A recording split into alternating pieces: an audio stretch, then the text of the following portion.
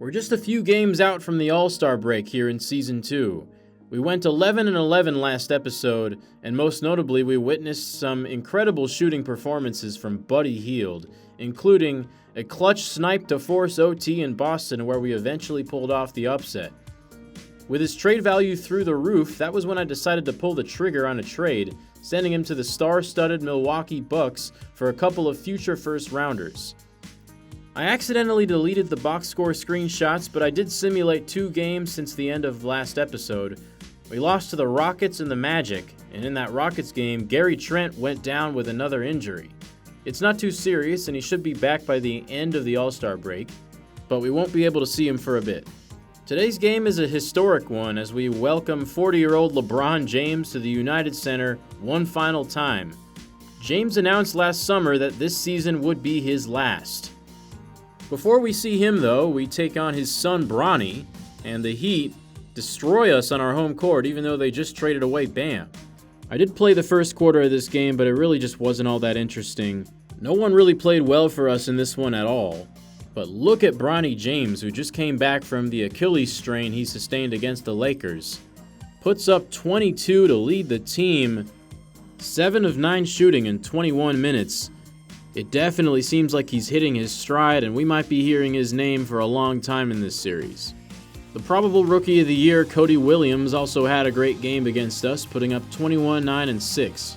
After finishing up that one, I was able to offload Paul Reed, who wasn't getting many minutes for us, with Klingon and Clark commandeering the center rotation. The Pistons were willing to give us a second rounder for him, which is something we could use a lot more of. You can also see the Raptors made a big move. OG Anunoby was fed up with the losing and requested a trade, and he gets sent to Sacktown, and the Raptors bring in a shooter in Kevin Huerter. The Kings needed defense and the Raptors needed offense. Obviously, Anunoby is way more valuable than this in real life, but in this reality, I could see this being a win-win. After trading away Reed, we had an open roster spot, and I decided to fill it with a big man that I really hated going up against in the playoffs. Damian Jones signs for the minimum. I also found another intriguing player on that free agent list that I decided to make the move to sign. Pat Connaughton has had an awful season. I have no interest in playing him, and I'm willing to eat his $6 million contract to replace him with Grayson Allen. He surprisingly has not found a team yet this season, and we need all the shooting we can get. Allen immediately becomes our best shooter with an A 3-point rating. So he enters our rotation as the 9th man. And with Buddy Hield gone and Gary Trent injured, Kobe White will re-enter as the starting shooting guard. This will be our rotation up until the All-Star break. Now before we get into this Lakers game, one of you guys asked me to give Donovan Klingon some better gear. I completely agree with you, and I appreciate the suggestion because I tend to forget about that stuff. He's been such an exciting player for us so far that he absolutely does deserve more visual pop on the court. Now, he was originally wearing the KD 15, which is not just the 2K generic shoe, but he was wearing them in team colors, which kind of made them look generic. I decided to switch him to one of my favorite shoes of all time, the Foamposites. First of all, they have one of the coolest colorway offerings in this entire game, the Weatherman. With the thermal imaging design, I find that so cool. I also really like the idea of giving Klingon retro shoes because he's kind of a retro player. A pure center, a shot blocker, but still athletic enough for the modern game. For away games, I'm giving him this gold colorway that I think, for some reason, goes really well with the red jersey. So again, thank you for that suggestion, and please let me know if you guys want me to mess with gear for anyone else. It's game time against the Lakers, who are 27-27, a far cry from last year when they finished first place in the West. A declining James could be a major reason for that, but the biggest reason definitely looks like injuries. We won't be seeing Anthony Davis today as he's recovering from a twisted ankle, and Austin Reeves is also out. One last trip to Chicago for the King as he continues his farewell tour. I'm sorry, the LeBron versus Cole Anthony graphic is pretty hilarious. But here's LeBron's stats on the year, and he looks like a shell of his former self. Only shooting 41%. And Jaden McDaniels isn't going to make things easy for him tonight. Klingon wins the tip against Mo Bamba, and here we go. Anthony screened for by Klingon. Drops it off to him. A mismatch, but he can't finish over D'Angelo Russell. Here's LeBron. Lobs it to Mo Bamba for an easy 2. Cole with it again. Gallops to the rim. Dumps it off to Klingon, who goes to the line and hits a free throw. LeBron James trying to get around McDaniels, and he's stonewalled. They might have LeBron, but we got Jaden McDaniels. Mo Bamba with the rejection, and it leads to a shot clock violation. Talen Horton-Tucker's back with the Lakers. Vanderbilt's 3 misses. He gets a second chance, and he hits this time. Mo in the post. Missed the hook shot. Vanderbilt almost got the putback dunk. Klingon charging. Euro steps. Leaves LeBron in the dust. 7'2" guys should not be able to do that. Completely faked out LeBron. That's a thumbnail-worthy play right there. LeBron puts up the hook shot, and it's good. You'd think this is a pretty significant game for him with the memorable battles he had with the D-Rose-era Bulls during his days as a Cav and a Heatle, and of course, this also being the house that his idol Michael Jordan built. There he assists on the Vanderbilt triple. D'Lo trying a 3, no good. Chicago trailing early. Anthony to Kobe White in the corner. Pump fake, sidestep into the triple. Here's Kobe again. Working on D'Lo, and he stepped out of bounds. 10-6 LA. Here's LeBron, right side. Draws the double, kicks it out. Jared Vanderbilt, in and out. A very slow start for our offense, only 6 points. Almost halfway through the quarter. Cole Anthony trying to build some momentum. Seeing him hit 3s early in the game definitely bodes well.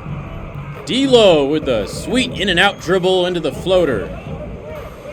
12-9. Here's Cole. Open lane. Gets it to go. I think he wanted the dunk, but seeing Mo Bamba come at him forced him to change course. THT knocking down the 3. Cole probing. Backs it out. Here's Klingon. Goes inside! Oh, boy! A poster over Russell and Vanderbilt. Boy, he looks good in those new foams. And gets the rebound off the missed triple from THT. Fires an outlet pass to Kobe White, who lays it in high off the glass. Mo Bamba's going to go to the line. That looked like straight-up defense from Klingon. The refs thought otherwise. Klingon arguing his case.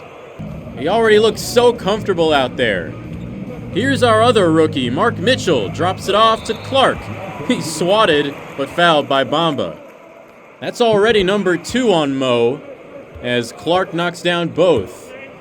Pick and roll, perfectly executed. Jalen Hood-Schifino with the pocket pass.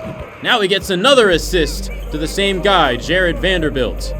Mitchell dumps off to Clark. He rises up! Brandon Clark has nuclear athleticism.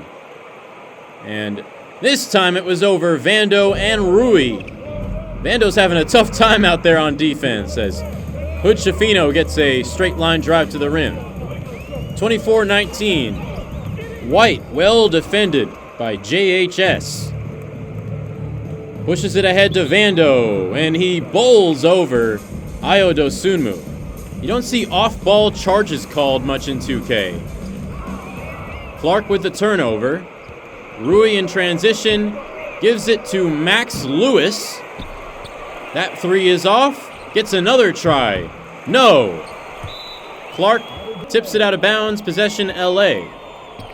Hood-Schifino out to Lewis. And he misses a 3rd straight triple. Not a great showing so far from the youngster, as Vando picks up his 2nd foul. The Lakers already down Anthony Davis. They might be dealing with some foul trouble as well. LeBron bricks the open mid-range jumper. Here's Jet Howard outside. No good. Clark with the box out. Windmills it home! Ho! Pulling that out of your bag in traffic is crazy. And we've already had some incredible dunks so far in this game. Meanwhile, LeBron James has been pretty quiet so far. Gets that pump fake floater to go. Jet Howard, missed pull up. Clark on the glass. He's got 10 points already. LeBron goes to the line. Hits the free throws. Final half minute of the first. James kicks out to Hood Schifino. That three's off. Rebound James. Hood Schifino good this time. 9 seconds in the quarter. McDaniels gets stripped by Otto Porter and then commits the dumb foul. So we head to the second, down by 7. Here's Hood Schifino inside. He's been aggressive. Cole out to Grayson Allen, who just checked in, and he misses his first shot attempt as a Bull. Bamba with the uncontested offensive board, and then he jams it on McDaniels. Klingon forgot to box out. Allen misfires again. And we're down 11. Anthony draws contact. That's actually the third on Mo Bamba. He remains in the game. Gets it here and throws it down on Anthony. Allen, a third try. Yes, sir. That one was nothing but net. 38-30. Here's J-Mac. Drop step. Sinks the baby hook. Such a creative finisher inside. The only thing that's missing for him is the efficiency. Allen assists Klingon for the lay-in. And D'Lo answers with a pull-up three. Here's THT driving baseline. Now posting up Anthony, and he's blocked by Brandon Clark. McDaniels hits the open man. That's Clark who hits the jumper. And how great has he been? 12 points. That leads our team. Bamba grabs the offensive board and gives it to THT for another three. 44-36. Anthony with a nice dish and Clark with another bucket. Bamba is stripped, and that was the two-way player, Rokas Jokubaitis. He's in there, and he fires a cross-court pass. But Kobe White couldn't finish it off. Now White to a cutting Rokas, and he draws a foul. That's number 4 on Mo Bamba. And he gets his first points as a Bull on the free throw. Only hit one of them, though. Horton Tucker. He's hit some threes, but not that one. Otto Porter. LeBron James. From downtown. Here's Jet. Lost it on the way up. White picks it up, but couldn't get the shot off. That's a shot clock violation. Horton Tucker out to James, who hits another. 50-39, the Lakers are rolling. If any of you were watching back in episode 6 of this series as White gets blocked, the last time the Lakers came to Chicago back in season 1, LeBron hit that dagger 3 against us. We'll see if they can get another win here as Jet Howard hits the 3. 52-42. Hood Schifino misses everything on the wide open shot. Rokas to White. Back to Rokas, and he goes to the line again. He goes 1 for 2 just like last time. Reverse lay from THT. Looking like he's developed a little bit as a scorer as Klingon with another throwdown. LeBron scores inside. He's actually the center right now because Vando and Mo Bamba are in foul trouble. They still got a comfortable lead, though, as Klingon with another touchdown pass up to Rokas. Klingon gets it back from him and finishes. McDaniels sends that one back. Can we end this first half on a good note? Howard, left alone, can't hit that. Under 40 seconds. James blows by McDaniels, can't hit the shot. Both teams have gone ice cold towards the end of this half. As LeBron is fouled by Klingon, that's his second.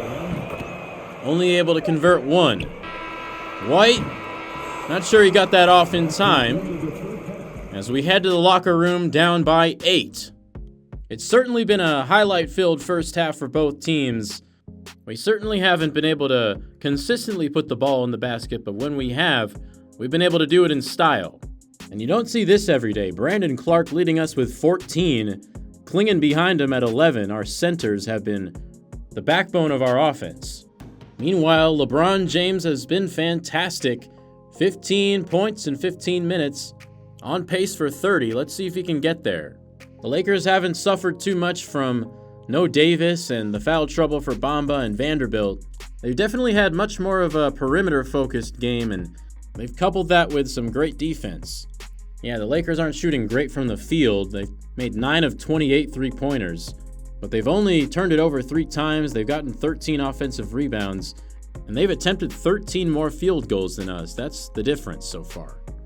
Breaking news, the NBA has officially announced that they will be adding 2 new expansion teams for the upcoming 2025-26 season. I think this will add an interesting element to the franchise. It'll be nice to face some new opponents, and it'll also be nice to shake up the league a little bit, have some roster movement. And I like the idea of my leagues, evolving outside of just the team I'm controlling in a franchise.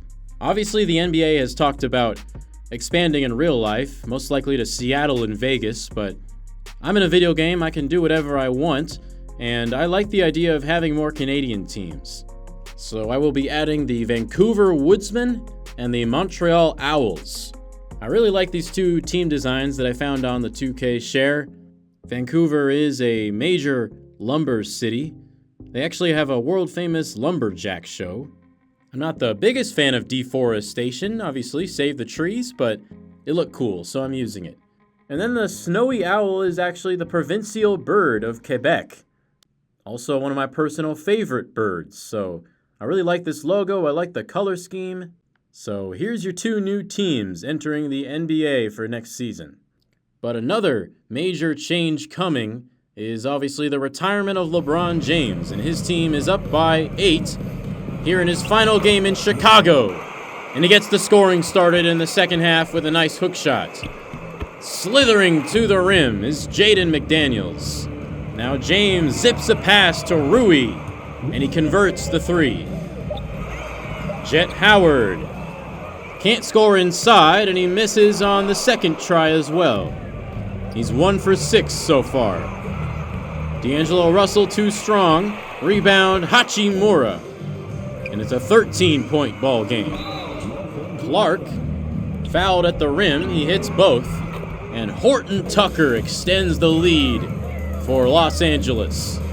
McDaniels with a nifty finish in traffic. What a great job readjusting midair, lofting it up and in over Bamba and Vanderbilt. Here's Bamba inside. He's blocked. Gets it back. Maxwell Lewis finally hits a 3. Brandon Clark trying to score in a hurry. Gets his own board and jams it through. The lead for the Lakers is 15. White deflects the pass. And Anthony is off to the races. Hits White in the corner. Now Howard. Driving inside. Fades away. Rattles out. Mo Bamba to an open Jared Vanderbilt. That one's through. Lakers are on fire. But here's Clark with a steal. Gives us an opportunity, and White converts it. Off the dribble 3. Here's a look at the standings in the East, and somehow, at 14 games under 500, we're still in line for a play-in berth. The Eastern Conference is not very deep, as Max Lewis gets another jumper to go, and Clark catches the defense napping again. Clark is feeling it. He tries a 3. It's off. White soars for the rebound, but he can't convert the second chance opportunity. Here's Bamba, guarded by Klingon, at the rim, and he lays it in, bullying him out of the way. Here's J-Mac inside, playing bully ball. I thought that was LeBron for a second because Otto Porter is wearing his old number. That is not LeBron James, everyone. That is Otto Porter Jr. Hood Schifino with a killer crossover on Cole Anthony. Now Cole fakes him out, drives to the rim, and he's fouled by Bamba. That's number 5 already. And the Lakers are so thin at center that they keep him out there. He gets the screen assist on the Hood Schifino three-pointer. 20-point game. Hood Schifino, nice dribble moves behind the back into the pull-up J. Dosunmu into the corner for Jet Howard, and he gets it to go. LeBron bounces it. JHS for three. 17 points for the youngster. He's feeling it. 91-69. Here's Dorian Finney-Smith, the new trade acquisition, and he drives to the rim and lays it in. I mainly just acquired him because he was on a one-year deal, and I wanted to offload the multi-year deal of John Conchar, but I just wanted to get him out there tonight, give him some playing time as James calmly knocks down the jumper. It's been a dominant third quarter for these Lakers and a really tough one for us, but Klingon reverses it in. We got the last shot. We give it to Klingon. He can't hit it. LeBron and the Lakers in control. Here's Ayo Dosunmu, scoreless tonight. Gives to Klingon. Finishes! And the foul. That's the third on Vanderbilt. I thought he had more. Now he gets it inside and dunks it down on Klingon. He's been great tonight. Cole Anthony hits Klingon on the roll, and he's fouled by Russell, and he hits one of two. Dosunmu misses. Anthony out of nowhere. Showing the hops on the putback jam. Remember, he participated in a dunk contest. Jared Vanderbilt out to Otto Porter. It's good.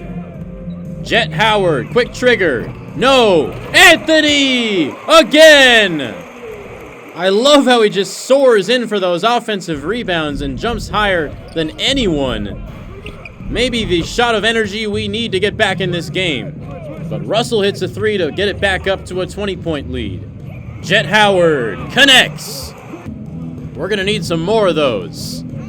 Here's Hood Schifino. Well defended by Cole Anthony. He's got the ball. Zips it outside. Dosunmu. It's good for his first points of the night. Down to 14 with 9 minutes to go. Oh, Jalen Hood Schifino with the circus shot over the tall tree. Russell deflects it into the hands of Porter. D'Lo drives baseline. He's blocked. Anthony driving middle. Dosunmu left open again. Can't hit it this time, but Mitchell is there, hanging on the rim.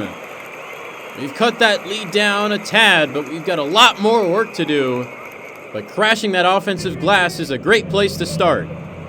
Here's Mo Bamba, deep three, misses everything. 8 minutes remaining. White, off the down screen, Cash! And it's down to 11.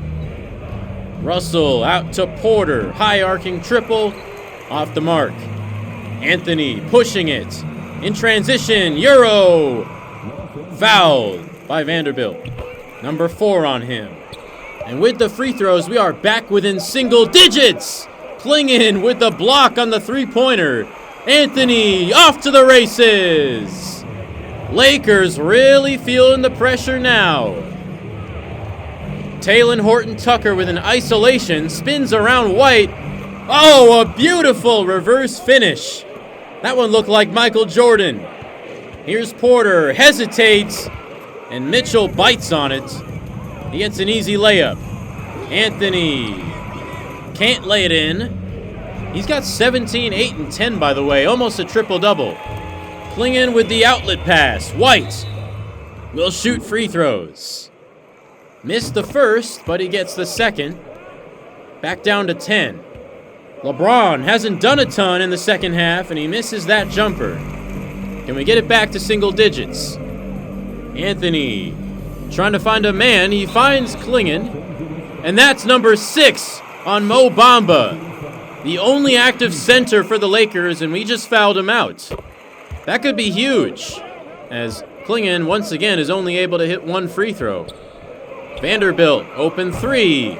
Too strong. Long rebound. Clark gets his hands on it. Anthony feeds Klingon, and he's going to go to the line again. This time he gets both to go. A 20-point game for the rookie. LeBron James Denied by Donovan Clingan. Clark up ahead. He lost the ball. Vanderbilt poked it free.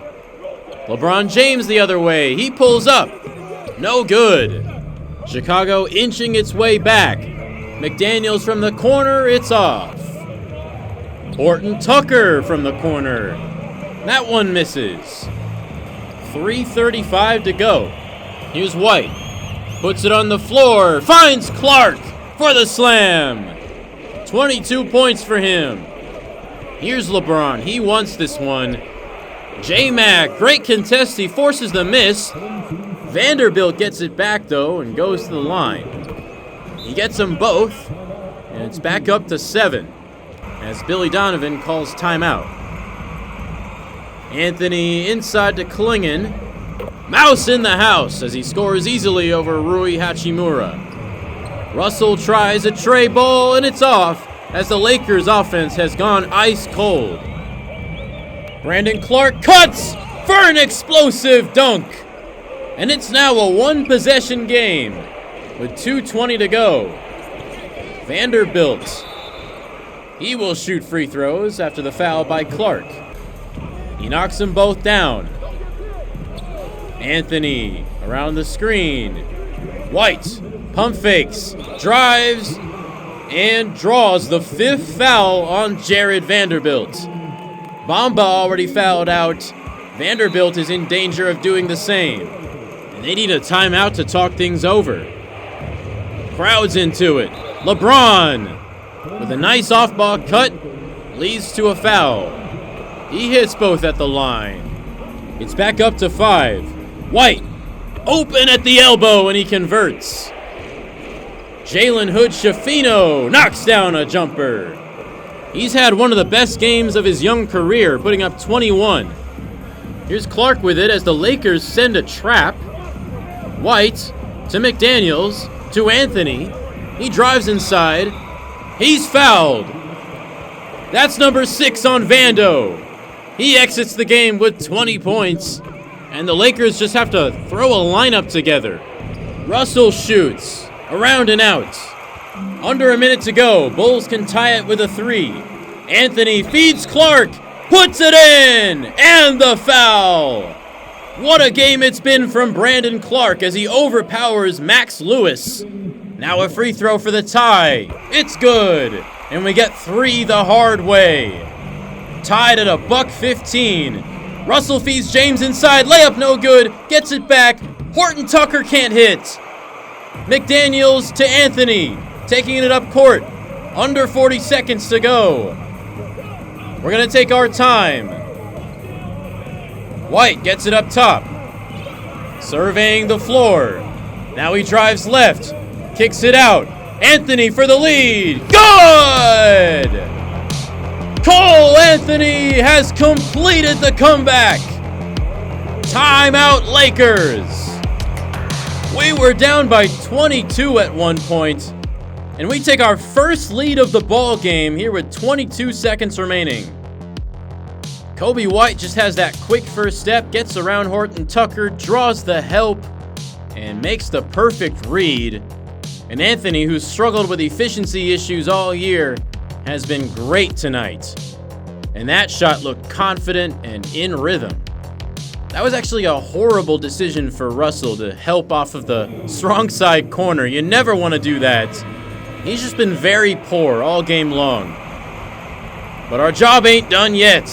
We got to get a stop here. Shot clock is turned off. Max Lewis inbounds to Horton Tucker, who gives to Porter, and he misses the 3. Surely they could have gotten a better shot than that, but Porter wanted to be the hero. Now Clark makes it a 2-possession game. Can't hit the second, though, so it stays at 4. James to Russell. Right side. Pulls a 3. It's good! Lakers needed a 3. They got it. Now they've got a foul again. And Cole Anthony is one of the best free throw shooters in the game. He gets both to go. Back up to 3. Lakers can still tie it. Will LeBron take the last shot? He bounces it to Porter. He shoots again. Well short. James is livid. He says, I should have never trusted you, Otto. You're putting the number 23 to shame. McDaniels misses both. Lewis with the heave, and it's no good. Bulls spoil the farewell party for LeBron James. He should have never passed that ball up, especially to a guy that was literally only in the game because of foul trouble. But regardless, we get the big win. I feel like big comebacks like this in 2K are quite rare, at least from my experience. But boy, are they satisfying when they happen. Brandon Clark with the game of his life, he puts up a career-high 28 points. On 10 of 14 shooting, he was feeling it from the jump. And we ended up having both of our centers out there in the closing minutes.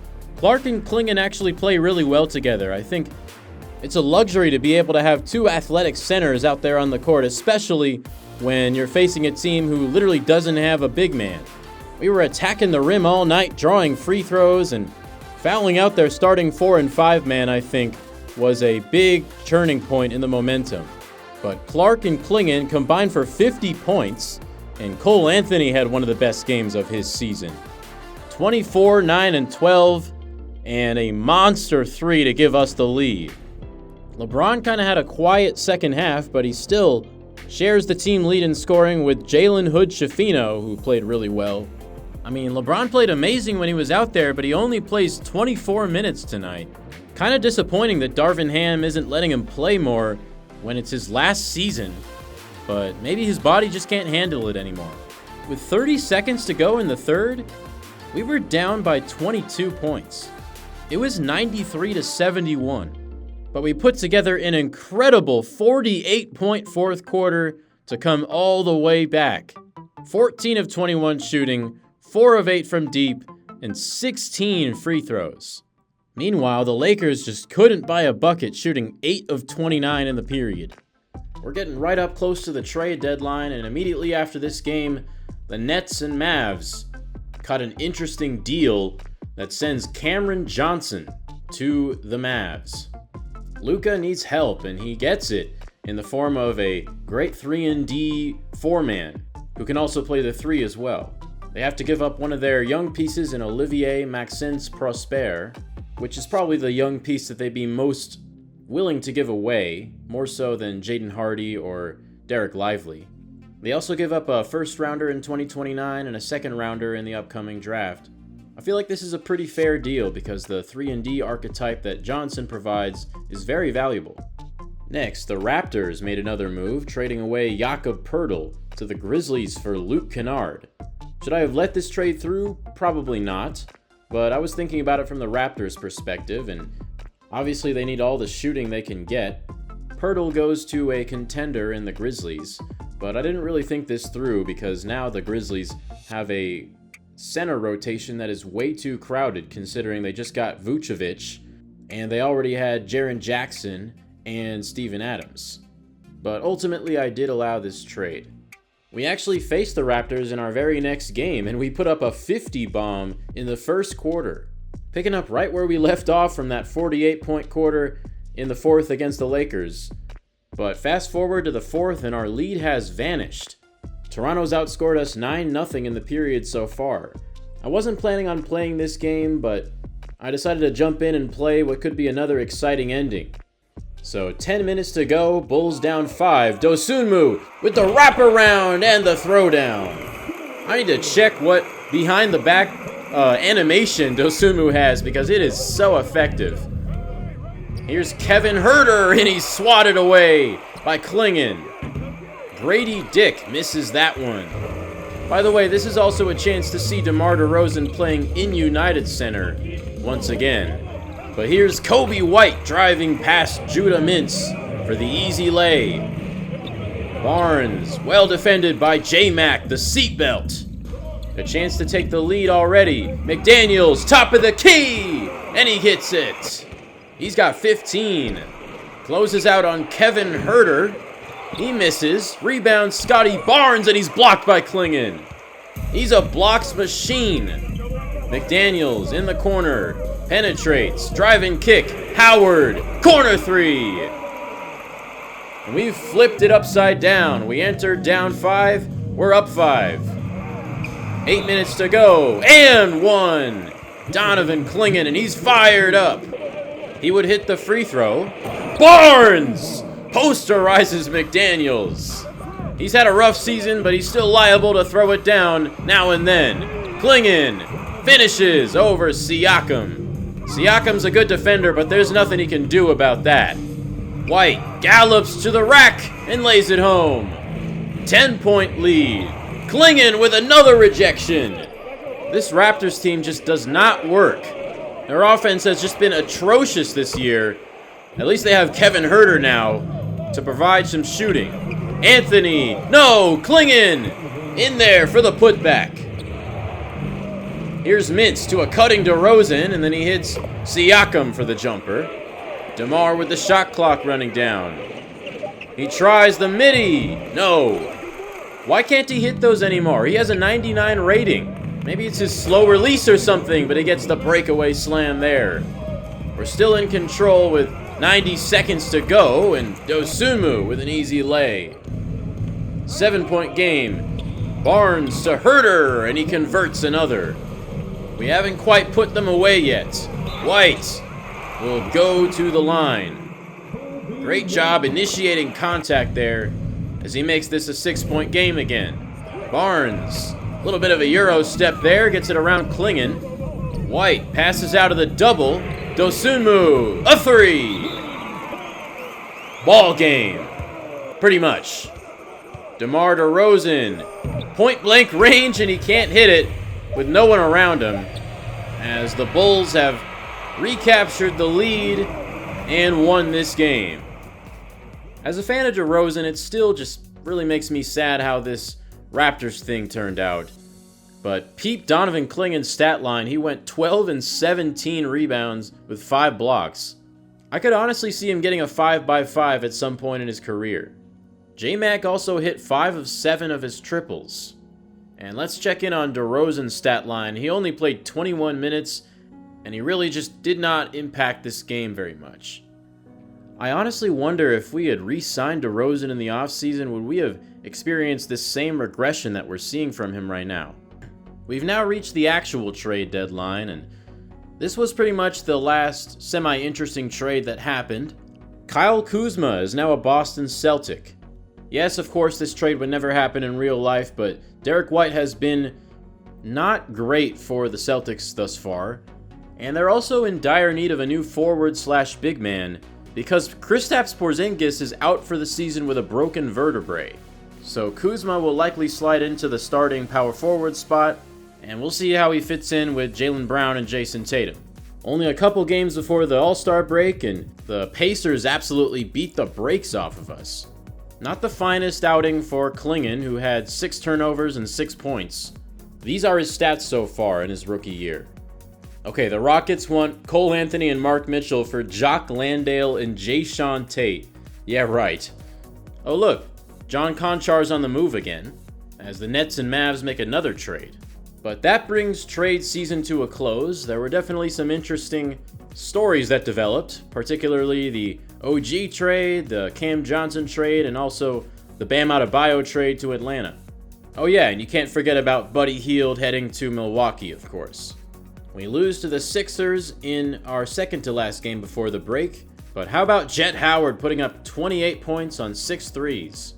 And then lastly, we faced the Raptors again, and we beat them again. Cole Anthony and Kobe White were on fire in this one, and Jet Howard too. The 3 of them shoot 29 of 40 combined.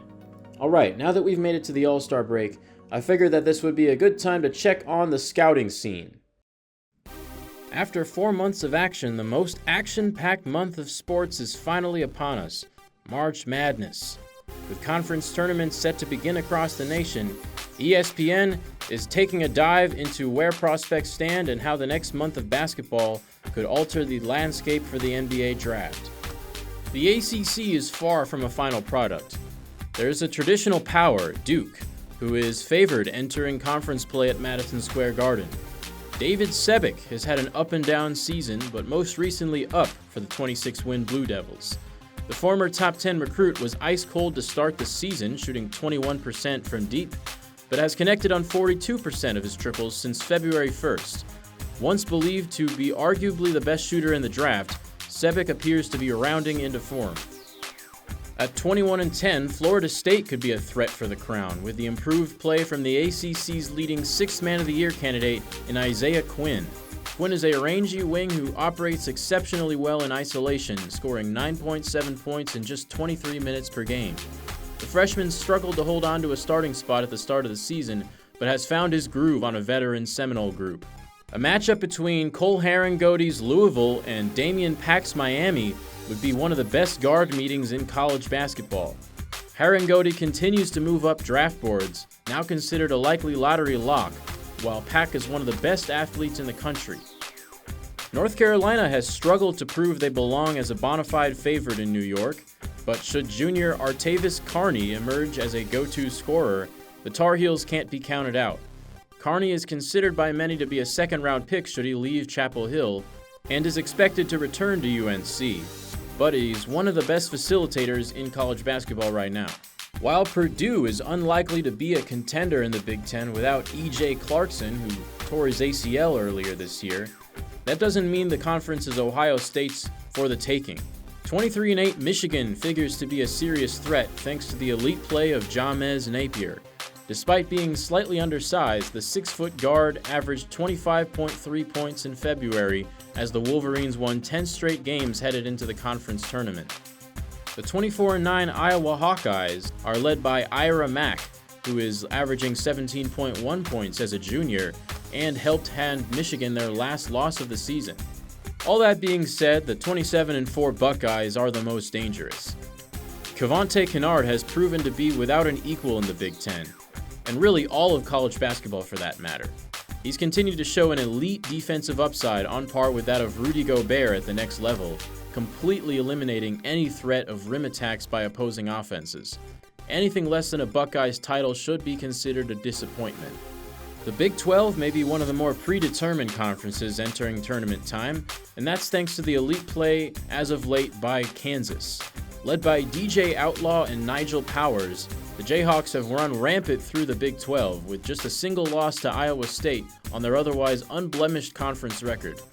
Once relegated to the bench, Outlaw, a junior, has erupted onto the scene, rocketing from a fringe second-round pick to flirting with a spot in the lottery. Outlaw and Powers have made for the perfect pick-and-roll combo, something few in the nation have been able to solve. If anyone were to be able to stop that run, it would be the Cyclones. They're led by Gianni Giddens, who has only continued to impress. Giddens now seems all but destined for a lottery pick, with some NBA scouts feeling like he could make a case for a top 3 pick. Beyond the Jayhawks and Cyclones, there exists little elite top-end talent in the conference, with no other teams with players projected to go in the first round of the draft. It's pretty easy to understand why the USC Trojans at 27-3 are considered the odds-on favorites not only for the Pac-12 crown, but for the NCAA title. That argument starts and stops with Javon Boston. Boston has done nothing except cement himself as the best player in the country, though there still exist holdouts for the Buckeyes Kennard. Very rarely will folks in Los Angeles enjoy the word Boston, but this would be the exception.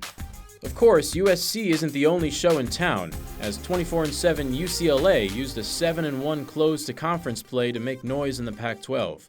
A veteran roster, the Bruins are led by senior Mikal Dillon and junior Casey Reynolds, giving them experience and leadership on the wings, something few in the Pac-12 can match. By all accounts, the Bruins should not be overlooked. Extend that sentiment north to Washington, who have one of the best pick-and-roll duos in college basketball on par with that of the Jayhawks. Freshman Jackson Cowan is a savvy playmaker who has shown a propensity for getting others involved, and few have benefited more than junior Ruben Santana. Santana dealt with injury issues in each of his first 2 seasons at Washington, but has been an Iron Man for the Huskies this year. On the defensive end, Cowan's 3.4 steals per game and Santana's 4.1 blocks provide little room for opposing teams to operate. The Oregon Ducks at 18-13 are red hot since the return of Mason Holt from injury. Oregon started well, going 9-1 before Holt missed the next 12 games with a knee injury. He returned in late January, leading the Ducks to 6 straight wins and back into the conference title picture. They'll need a healthy Holt if they are to make noise against a deep Pac-12, but high-level play from Gabe Pettit is equally important. In the Ducks' 3 wins without Holt, Pettit averaged 18.5 points and 13.9 rebounds. Meanwhile, in their 12 losses, he put up a paltry 8.1 points and 7.5 rebounds. They'll need the latter version, with or without Holt, to show up come tournament time. Arizona and Colorado should both be mentioned as potential spoilers. The 21-10 Wildcats have been able to win games despite their best player, Brian Vaughn, being kicked off the team 12 games into the year. Meanwhile, Colorado has junior big man Jaquiz Burke to battle with other elite bigs in the conference. Neither team is expected to play the role of spoiler, but neither can be completely discounted. The SEC may be the most wide open and deepest of the power conferences. Kentucky, at 27-3, enters with an impressive regular season in the ever-elite play of Baron Hunter. While scouts feel like it's likely Boston at number 1, Hunter, along with Kennard, have solid cases to get there. Right behind the Wildcats are both 26-4 Georgia and 26-4 Arkansas, who split their first 2 regular season meetings, both of which went to overtime. Georgia is helmed by guard Lamont Appling, the athletic phenom of a scorer. Averaging a touch over 20 points, the Bulldogs can claim an SEC title if Appling remains aggressive. The Razorbacks, meanwhile, go to the paint for their workman, Marcus Workman. Workman has already held his own against the likes of Hunter, and if he's able to outplay him for a second time with an NCAA tournament bid on the line, that only cements his standing as a lottery lock. With these 3 teams, the SEC would already bolster a landmine-filled field, but the depth doesn't end there. 25-5 Alabama, on the back of an impressive close to the season from Daniel Stuckey, have provided both close losses and a stunning upset over USC earlier in the year. In the win over the Trojans, Stuckey scored 35 points while nailing 8 of his 10 three-point attempts. The 38% shooter from deep has the ability to shift any game in the Tide's favor. Not to be left out of the mix is 23-8 Tennessee and Levi Ryan. Ryan entered the season as a potential top 10 pick, but has faded as of late. That fade isn't due to his shooting, as the sophomore is a scorching 42% from deep, but rather the other facets of his game. Ryan has been susceptible on the defensive end and has struggled to get others involved. But in March, scoring reigns supreme, and few do it better than Ryan and his 20-plus points a game. The list of legitimate contenders in the SEC ends with Auburn. Led by forward Taryn Evans, the Tigers have ripped off 5 straight wins, ending the season at 24-7. Evans had a bit of a disappointing start, but he's used an impressive close to the regular season to re-emerge as a potential first-round pick. Scouts are buzzing over his athletic 6'9" frame and his ability to get in the paint and finish with ease over bigger defenders. His lengthy frame has given plenty of opposing teams problems, none bigger than his 32-point outburst in Kentucky in a near upset in January. So that was a lot of scouting information. Let me know what you guys think in the comments about all of that. In the meantime, we got the rookie-sophomore game. The Rising Stars Challenge is no longer USA versus the world, but guess who's starting for the rookies? Donovan Clingan wins the tip against Victor Wembanyama. What a matchup we have in store. Clingan almost hit the first shot. Here's Brandon Miller up to Taylor Hendricks. Tries to dunk on Matas Bazelis. Missed it, but Wemby got it back. These games are always tons of fun. Clingan has his hands full. Let's see if he can score on Wemby. He cannot. Wemby swats it into oblivion. We get the ball back. Here's Clingan to DJ Wagner. He sets the screen for him, and he hits the 3. 9-5 sophomores in the lead. Clingan rolls to the rim and dunks it. Beat Wemby to the spot that time. Clingan's definitely playing with a chip on his shoulder, trying to prove himself and hopefully make first team all-rookie. Cody Williams, probably going to win Rookie of the Year. He scores there. I love the fact that each player is wearing their home team's jerseys as Wemby denies Clingan again. You can't just shoot normally against him and pretend he's not 7'4", as Clingan gets called for a goaltend. He leaves Wemby open for the jumper. I wonder what he's going to accomplish in this simulation, as Klingon is stripped and then reaches in the backcourt. Wemby hits the shot over Klingon again, beating his chest. These two want to kill each other right now. Wemby blocks Bazelis. Which draft class is better? The lob denied by Taylor Hendricks, but Cody Williams gets it back and puts it in. Close game so far. Wemby on the block, fades away and gets it to go. This is really fun. I love player locking, especially in a great matchup like this, with Klingon and Wemby going at each other on every play. Now he hits a tough shot over Jarris Walker. Brandon Miller dunks on the whole rookie team. Reversed it too. It really did look like the entire team was under that basket. Keontae George up top to Walker. Gonna see a lot of lobs tonight. They try one and DJ Wagner snatches it out of the air. Here's Justin Edwards. Laces a three in the face of his teammate Taylor Hendricks. Here's Jarris Walker. Klingon forced the miss.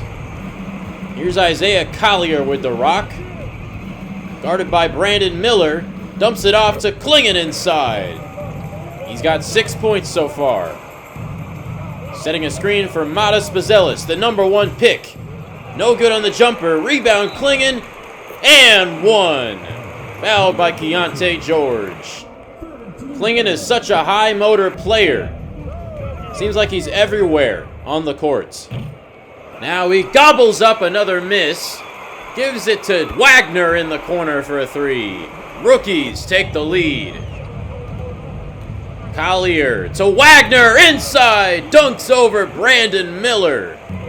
I'm excited to see how that Hornets core develops. Stephon Castle misses and Klingon cleans it up. Nearly to halftime. Wemby scores over Klingon inside. He's just unstoppable. Cody Williams pick and roll to Klingon. Got some elevation on that finish to prevent Wemby from blocking it. Tied at 60. Amen Thompson to Wemby, who's blocked by Klingon. Collier off to the races. He pulls up, hits the jumper. Third quarter now. He tried to deny the pass into Wemby and it didn't work. Cody Williams, good from the elbow. He's got a really smooth game. Brandon Miller can't hit the three. Wemby with the cleanup. Bazelis for three, no good. Klingon secures it. Now he's posting up Wembanyama. Tries to fade away, and oh my god, bad idea. Got it back though. Bazelis for three. It's good. Rookies and sophomores putting on quite a show here. Tightly contested.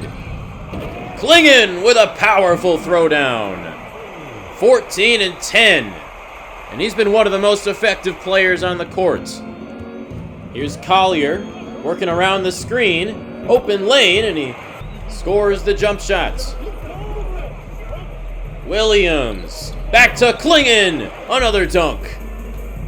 Here's Collier. Dishes to Klingon inside, and he scores over Taylor Hendricks. And the rookies are building a comfortable lead here. Hendricks with the showstopper. Goes behind his back midair. Right up against Klingon. Nice screen from Klingon there. And Williams knocks it down. He has 14. 85-77. Klingon and the foul. It's still a close contest with under 4 minutes remaining.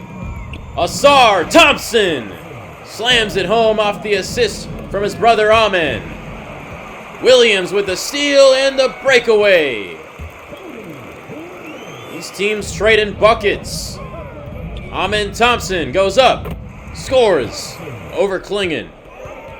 Sophomores up by 1. Klingon's got it inside, and he's blocked again by Wembanyama. He will not be denied as he scores again. Sophomores with a 4-point lead. Closing in on 2 minutes to go Calm pull-up jumper from Modest Bazelis.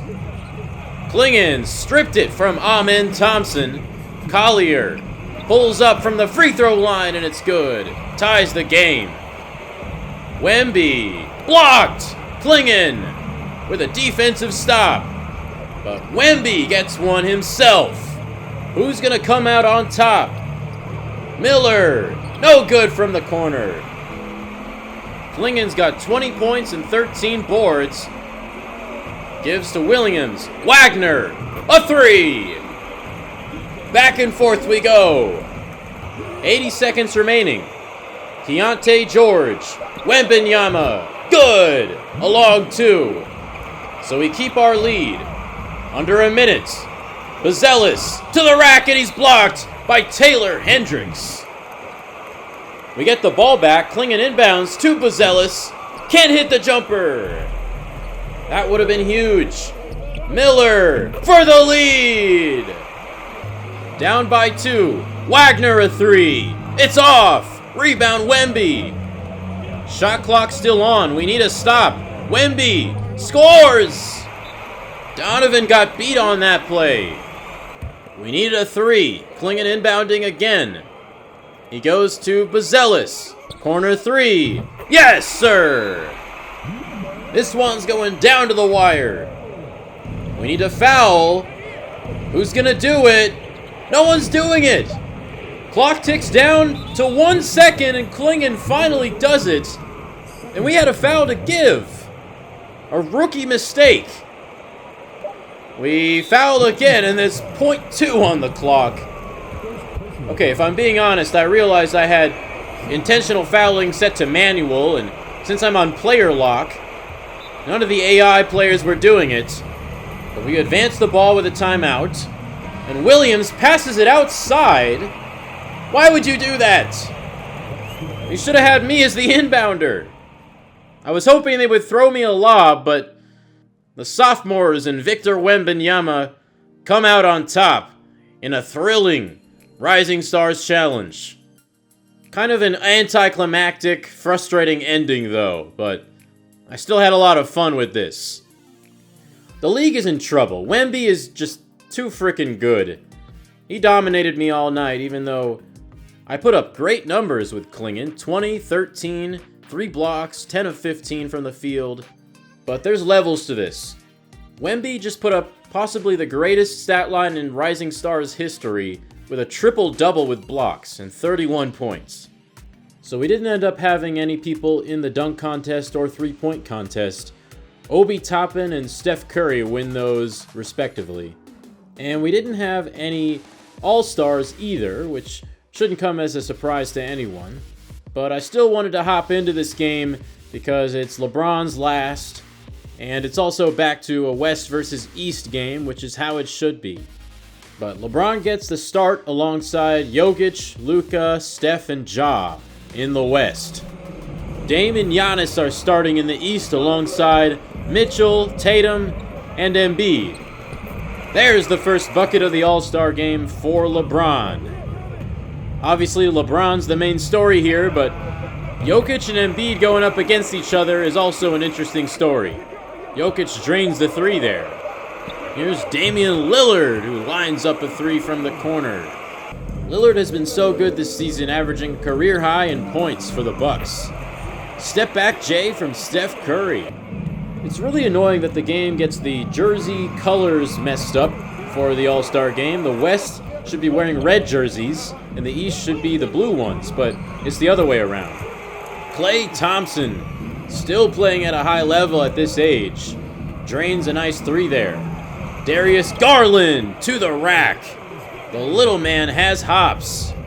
But yeah, even though the jerseys are mixed up, the colors on the scorebook aren't, which makes it even more confusing because they're the opposites. Nice step back three from Luka there. Ja Morant working on Lillard, and Lillard steals it away. Defense being played in the All-Star game. Tatum goes up high and down hard. That was real clean. The All-Star Weekend is being played in Golden State's arena. Hopefully we can get another All-Star Weekend in Chicago sometime. Lillard from downtown. And the East takes a 9-point lead here in the third. Lob to Tatum, who goes 360. Okay, more like a 180, but that was still clean. LeBron James from deep. His 21st All-Star selection. That's going to be a hard record to beat. Embiid with a hook shot over Jokic. Now here's Steph Curry. Nice dish inside to Jokic. Putting on a show for the home fans. LeBron putting on a show himself. Knocking it down in Tatum's face. 90-83. Embiid blocks Morant. Hustling after the ball. What a show of defense here in the All-Star game. Here's Ja. Blocked again by Embiid. So we still have the rule here in the All-Star games that teams will play to a certain score in the fourth quarter as Jokic drains a three. So with this being a fairly close game so far, it could very well have an exciting ending. Here's Jokic, been going at Embiid all night. He scores again. Steph and Dame have been longtime rivals. Curry for three. Making it look Steffortless. The target score is 125. Damian Lillard trying to get this East team back in the game. Jokic with a baby hook. As the West are 14 points away from finishing this off. Embiid. Tough finish through contact. Continuing to battle with Nikola Jokic. LeBron James inside to Jokic. He's blocked by Embiid. Gets it back. Morant gets the shot up over Embiid and in. LaMelo Ball to Jason Tatum for three. One possession game now. Here's LeBron guarded by Tatum. Posting him up. And laying it in. LeBron's going to close out the rest of this game. Anthony Davis gets a pass from Jokic and nails the jumper. Lillard cuts to the rim and gets an assist from his teammate Giannis. Curry lays it in over Dame. And we're inching closer and closer to the finish. Giannis with a finish. 119-116. West leading. LeBron connects with AD. 4 points away. But the East are breathing down their necks. Embiid with a hook shot. Jokic fades away. Short. Rebound Giannis. Can they tie it up or cut it to one? Giannis to Tatum. A deep three. It's good. Tie game at 121. And this looks like an all-time classic All-Star game. An all-time classic All-Star weekend, for that matter. Jokic scores. West are back in the lead. 18 points for him. LaMelo Ball up top to Giannis. Next basket wins. 5 on the shot clock.